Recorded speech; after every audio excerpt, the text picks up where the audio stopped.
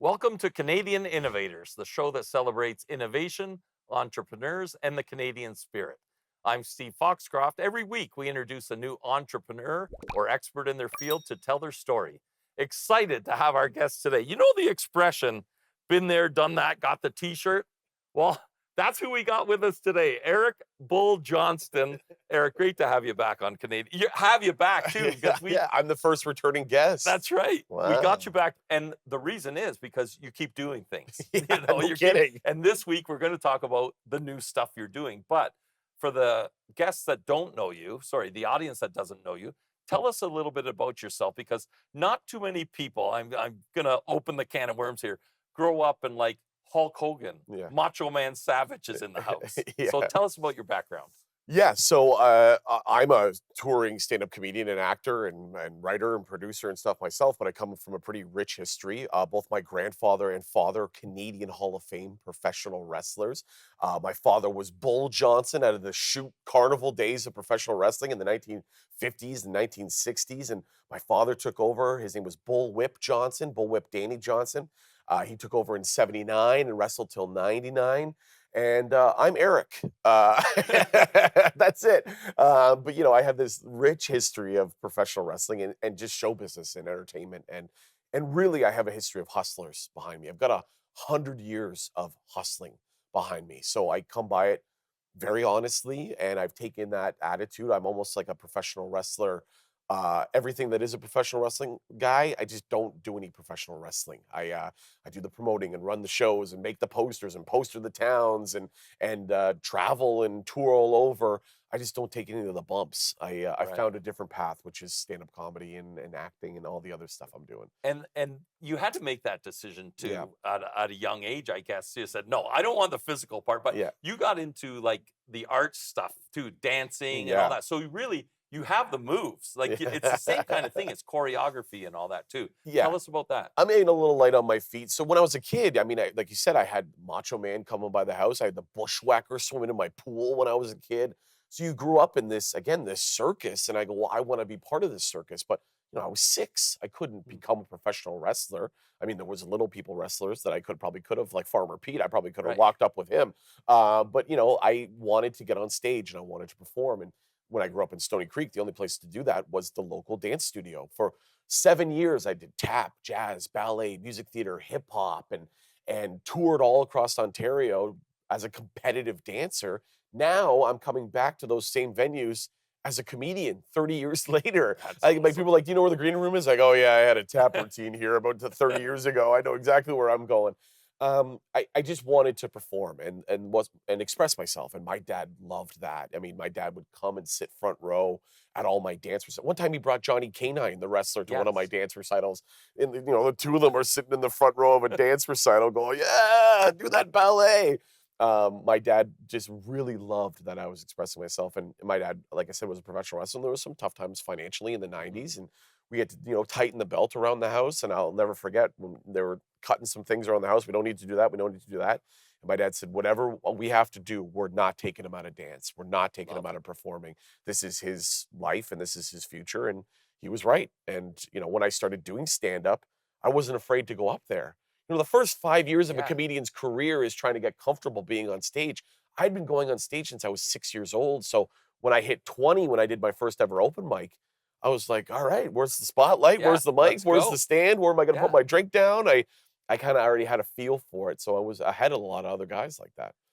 Before we go to break, tell us though, you've been across North America with your stand up and Yeah. opened for some big people too, big names. Yeah, so I've opened for Russell Peters and Sebastian Maniscalco. These guys are my heroes. I mean, Mm. the dream is to become those guys, but early in my career, I started opening for them. I opened for Russell twice and opened for Sebastian, and I've done shows at the Comedy Store in Los Angeles and the Laugh Factory in Chicago. I headlined a show at the House of Blues in Chicago. And then the next weekend I was in North Bay. So, this the That's yin and it. Yeah. it's the yin and yang of Canadian show business. But I've done it all. I'm on my 6th national headlining tour right now. I just sold out a show in the Cayman Islands not long ago. I was the first ever Canadian comic to sell out a show in the Cayman Islands. Love that. And with Jordan Armanese, we went down there, my regular host and opening act. So I've done a lot. So it's coming together. We're going to take a quick break. When we come back, Eric's also an author, if you can believe it. And you're on Family Feud. We got lots to talk about. You're watching Canadian Innovators. Stay with us.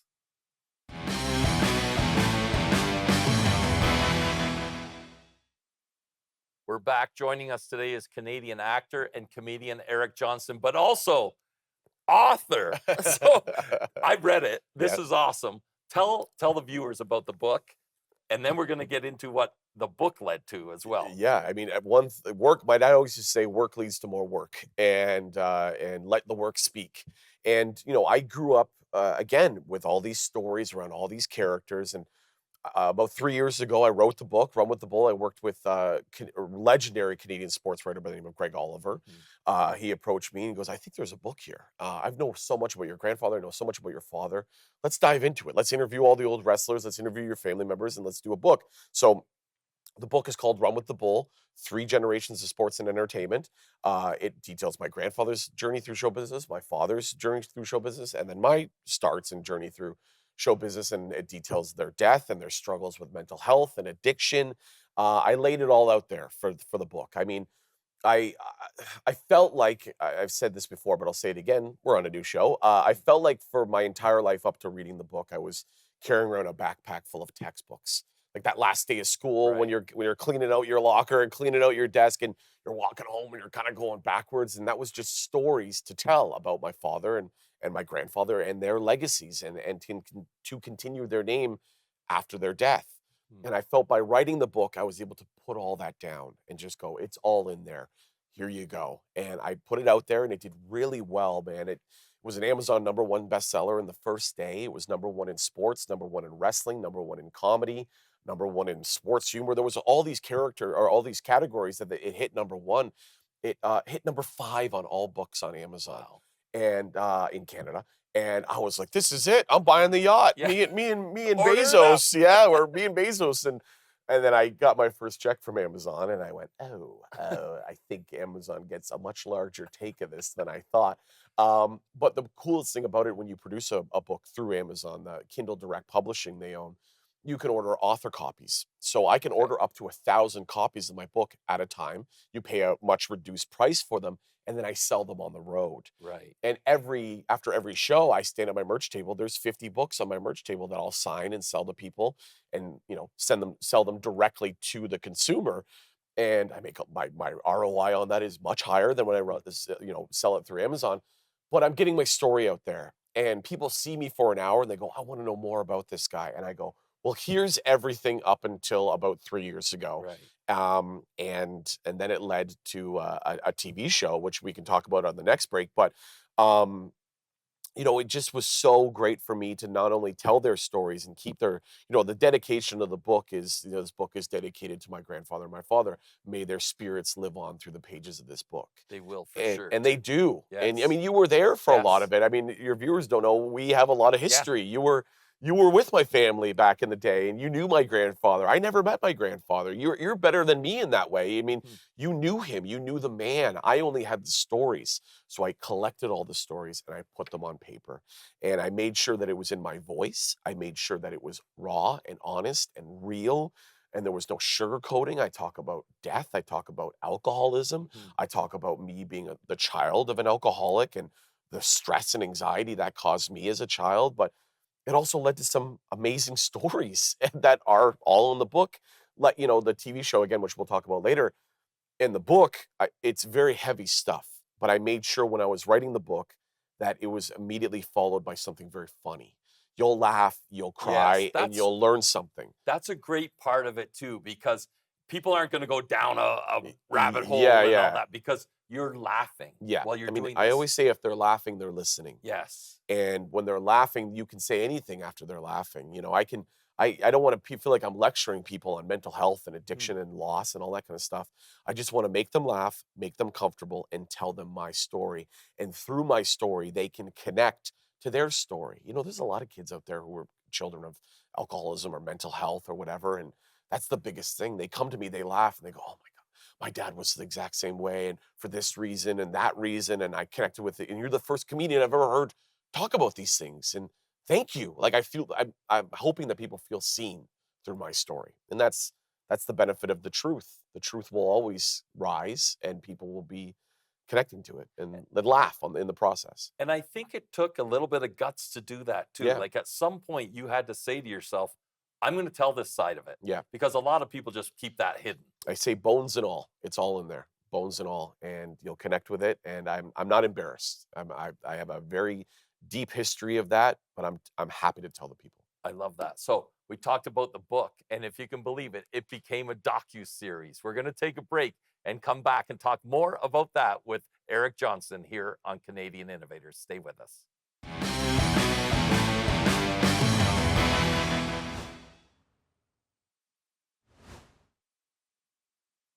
Welcome back. Steve Foxcroft here with our guest, Eric Johnston, comedian, author. You're traveling the world. Now you got books and docu-series. So Mhm. before that, though, because it's not the first time you've been in front of a camera. You've been on Yeah, this show. You're on tour and all yeah. that. Family Feud. You're on Family Feud Canada. That's so funny. It came out of nowhere. One of the casting directors for Family Feud follows me on Instagram, and I had just started dating my wife when they reached out the first time.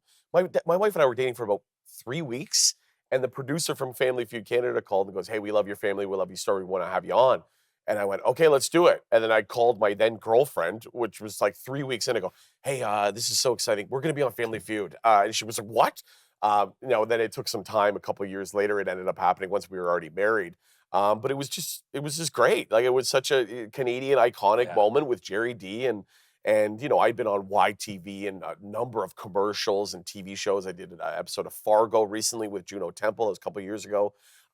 So I was just like comfortable. Like, where do you want me to Yeah. stand? What do you want me to do? And me and Jerry had great banter, but it really made me think like I should have my own show, and which I ended up having. And it was based, I'm leading you in. yeah, Yes, yeah, based yeah. on the book. So tell us how that came to be, though. You just don't go, you sit there, write a book, go, oh, now we're going to turn it into a docu-series. How Yeah. did it happen? Funny story. I'm on stage in Toronto. I'm doing 7 sold out shows in Toronto at a place called Absolute Comedy.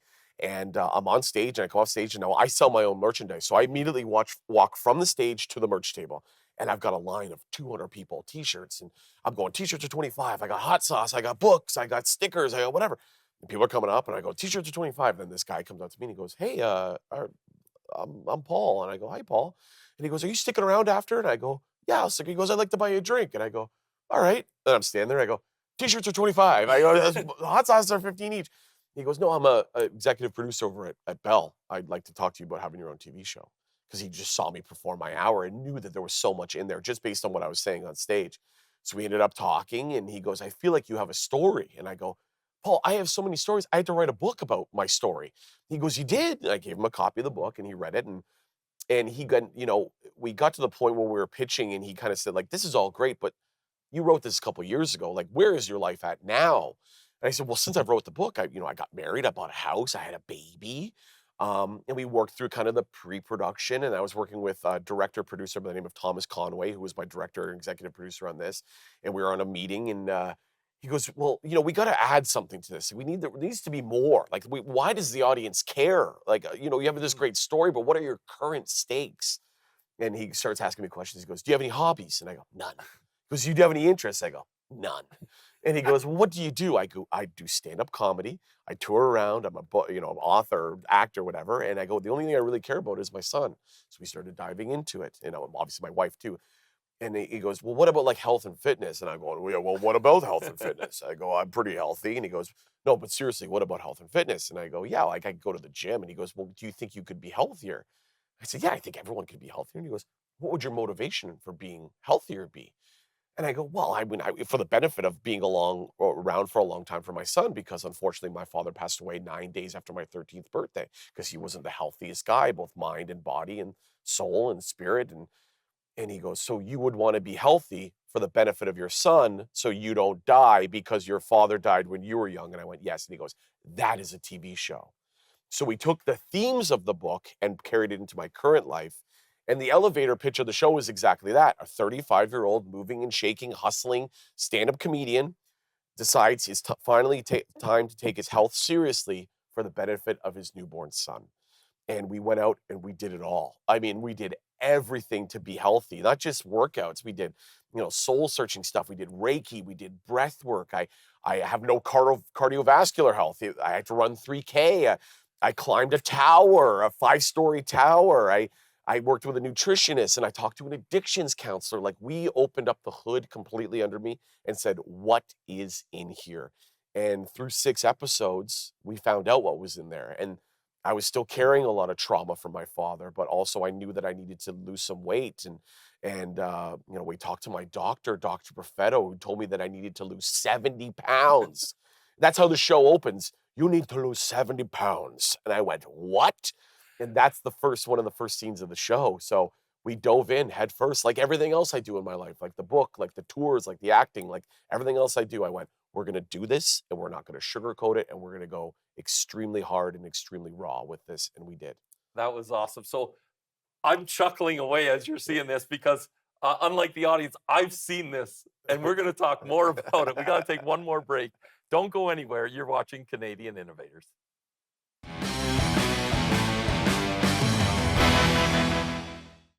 Welcome back. My guest today is actor, comedian, author, and Mr. Do Everything is Eric Johnston. And this has been fun. You had me laughing going into the break, so the commercial came at the right time. You had the world premiere of this docu-series. Yeah. Place was packed. Yeah. You came out at the end. Like, you didn't have anything prepared, but Yeah. I think it was emotional for you. Well, But like often, I don't have anything prepared. But I went up there and I said to my wife right before I went on stage, I said, you know what? I'm not going to cry. I'm not going to blabber on. I'm going to keep this tight. I'm going to thank everyone who needs to be thanked. I'm going to thank everyone who's there, and we're going to go have a nice little after party or whatever. We're going to take pictures and whatever. And then I said, I'm going to keep it tight and I'm not going to cry. And I walked on stage and I got a standing ovation. And the standing ovation from everyone in my life was there. I mean, it was the world premiere at the Zoetic Theater in Hamilton. But everyone who was there has been either part of the show or part of my story or part of my life. You were there, and we had other friends and family members and stuff, like people. It was a big deal. And when those people rose and stood on their feet and started clapping, I started to weep. And when I did, I lost every thought I had prepared. And I just talked and I just shot from the hip like I do for most things in my life. And I said I will keep it tight. I did about 12 minutes, which is tight for me. And I just thanked everyone for being there and thanked everyone for being part of my story. And I thanked everyone for believing in me because I work a lot. I mean, I am a hustler, but I'm also a Canadian hustler. In Canadian show business, you got to do it yourself. Yes. If you sit around at home and wait for the phone to ring, it's not going to ring. You're going to have a very dusty phone. So you got to go out and make your own phone calls and book your own shows and write your own books and produce your own TV shows and book your own stand-up comedy tour. And all those people who just believed in me along the way were in that room. And I went out there and I just cried and I cried, but it was also very funny. And I made fun of the fact that I was crying. Yes. But and we saw you emotional and open. And Yeah. I think that everyone in the room felt that too. So yeah. that was nice. That was a nice part of it because it wasn't professional Eric that was up there. Yeah, at I that wasn't point. promoter guy was out the window. Right. You saw the again, back to bones and all. You saw the purest, rawest version of me, which is someone that my family members see and someone that my wife sees and someone that my son sees and someone that my close friends see. I have a persona, and that persona is Eric Johnston, son of a bull comedy tour coming to a town near you. Get your tickets now, brother. There's that guy, and that guy has to exist to sell tickets. Right. The reality is I can just be this guy. I can just be a normal human being and include all the characters from my story in the show. That was so important to me to have my family doctor and my mom and my sister and my friends and everyone in the show because they were their own characters. There was no script.